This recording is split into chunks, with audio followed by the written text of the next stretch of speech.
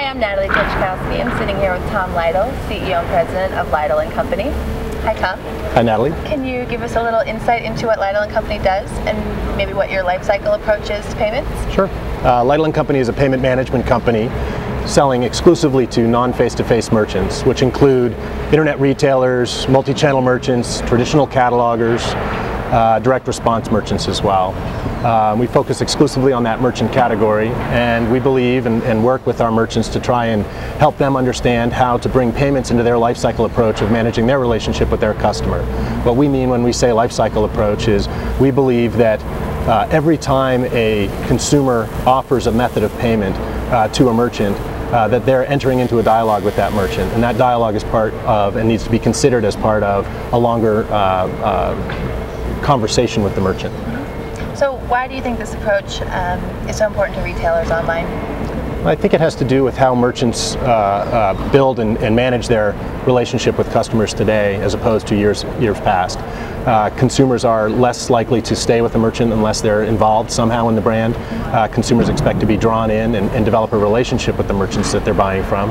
And they expect that relationship to be upheld at every touch point throughout their conversation with the merchant. So I think that today, more so than ever in the past, merchants need to appreciate that and take it into account.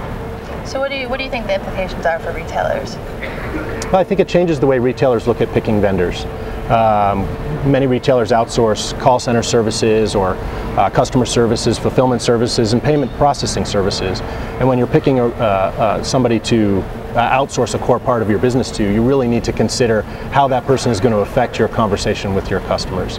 Are they going to uphold what you're trying to do and build with that customer, or are they just going to sort of treat every customer the same and every merchant relationship the same, which clearly isn't going to help you build and differentiate yourself with your customers. So how do payments and payment processing become part of helping a retailer's customer lifetime value? I think it depends on the type of merchant that you're talking about and how evolved they are in their operational efficiency and their payment processing know-how.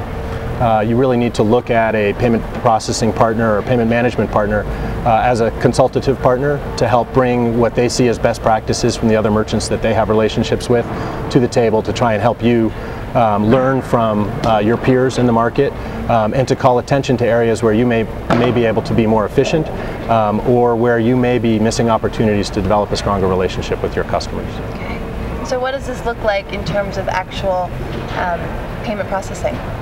Well, typically it's developing a longer-term relationship with your payment processing vendor.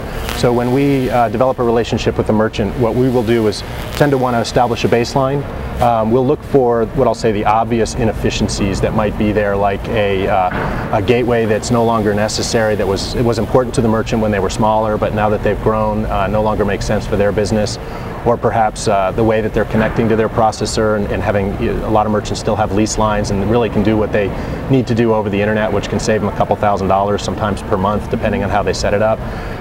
We look to eliminate those at first. We look to establish a baseline of processing to see how their dialogue with their customer is really working today. That usually takes about 4 months of processing, and then we do what I'll call a deeper dive on their data. We really look into and look at what we see that might be different than another merchant has on our network and start to try and hone in and find what's driving those differences.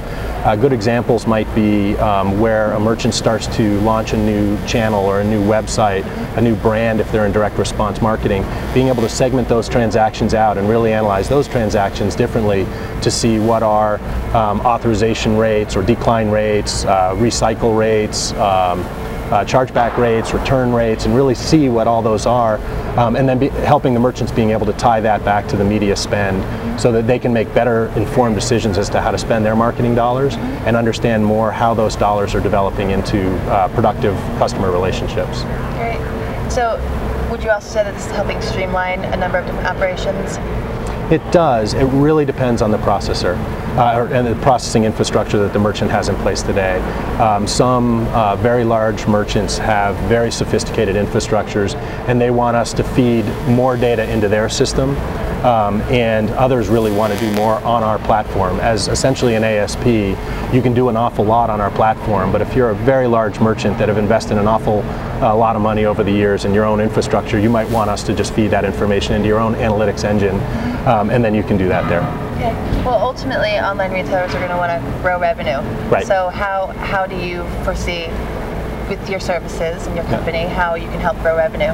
It's usually that we can help merchants understand where they can find efficiency. So a lot of times we will see that merchants are continuously trying to authorize against a dead card, a card that's been reported lost or stolen, and that's just a waste of money for them. We will see merchants continuing to support pretty inefficient channels of marketing. Often we'll see it with affiliates, where a merchant will set up a bunch of affiliate relationships and they don't have any way of segmenting what I'll call the downstream analytics, so that they can figure out that certain affiliate relationships are resulting in 4 or 5 times the number of chargebacks, and those relationships just aren't productive for the merchant, and they should divert their marketing dollars elsewhere. Right. So what would you suggest for the shop.org audience to actually pay attention to in terms of payments and where they should be concerned, really? Sure. I think it's today a multi-channel merchant or an online retailer really needs to look to find a payments management company that they can partner with, a payments management company that has the bandwidth and the know-how to learn about the merchant's business and the type of dialogue that merchant is trying to create with their customer.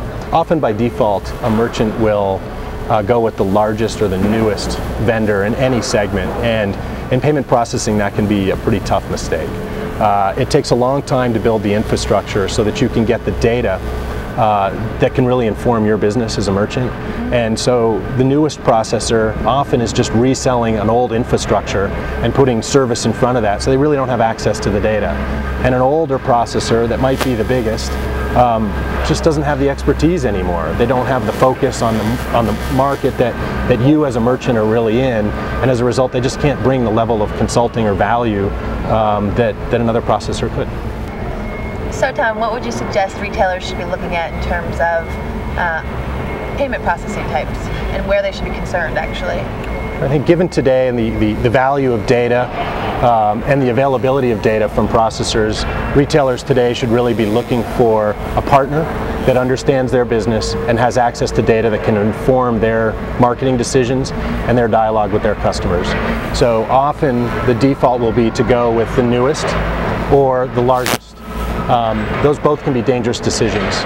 The newest may not have access to the information that a merchant needs in order to make good decisions, and the largest may not have been able to maintain the expertise in the business space that the merchant plays in order to really bring any value to that merchant. So, well, where would you say that retailers could go wrong actually in choosing a payment processing?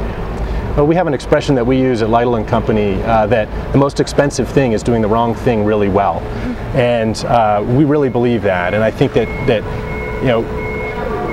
whenever you develop a relationship with an outsourced vendor of any sort, it takes a lot of time to bring them up to speed on your business. And if you pick the wrong partner and you're investing that time and energy both at a technical level and business relationship level, it's really just wasted energy if it's the wrong partner. And so I think it's making sure that they're doing the due diligence to find a partner that's committed to their market space, understands their business, and is going to continue to grow with them in the years to come. Great. Thanks so much for your time today. You're welcome. Thank you, Natalie. Thanks.